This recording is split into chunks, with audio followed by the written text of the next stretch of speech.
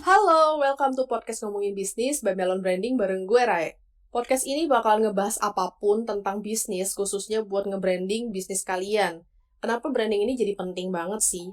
Biar gak cuma jualan aja nih, Shay. Biar bisnisnya bisa lebih bertahan dan relevan dengan kebutuhan konsumen. Nah, ada banyak banget cara buat nge-branding bisnis lo. Caranya bisa lo dapetin di episode-episode sebelumnya ya. Lo tinggal coba praktekin di bisnis lo nih. Dengan banyaknya cara dan tools untuk ngembangin brand, sebenarnya lo jadi punya banyak pilihan nih untuk ngebentuk brand lo itu kayak gimana. Itu yang bisa bikin brand lo outstanding dari brand yang lain.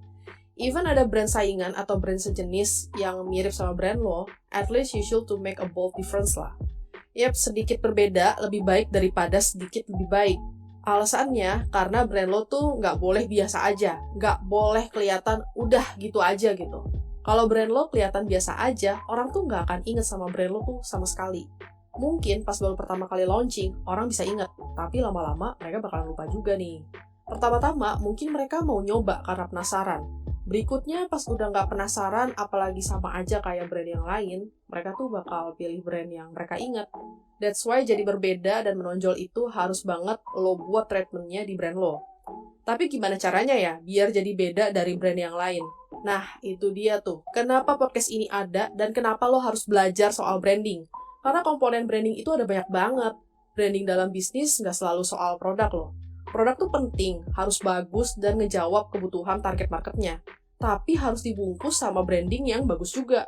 Supaya kelihatan beda, lo bisa bermain di warna. Entah itu warna logo, warna produk, atau yang lainnya lah. Atau lo juga banyak bermain di cerita.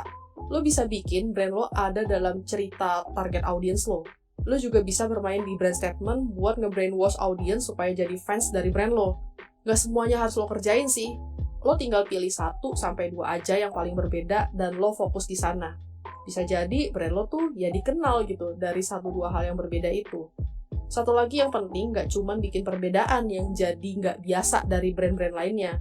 Tapi lo juga harus ngejagain supaya yang berbeda itu emang tetap stand out, tetap ada dan jadi andalan atau soul dari brand lo. Brand lo sendiri udah ada perbedaan signifikan belum nih sama kompetitor? Coba deh lo bredelin apa aja sih yang bisa bikin brand lo tuh jadi beda gitu, lebih stand out. Kalau lo udah ngebredelin, nah kuatin aja tuh di bagian-bagian hal yang emang menonjol gitu daripada brand-brand lainnya. Kalau bingung mau apa nih yang perlu ditebelin dari keunikan dari brand lo, coba deh lo dengerin podcast Ngomongin Bisnis di episode-episode sebelumnya. Nah, kalau lo suka nih sama podcast ini, jangan lupa kasih likes dan komen di Noise, dan bintang 5 juga di Spotify. Nah, terus kalau misalnya lo keinget nih sama ada teman atau siapa gitu yang butuh untuk dengar podcast ini, jangan lupa buat share juga ke mereka.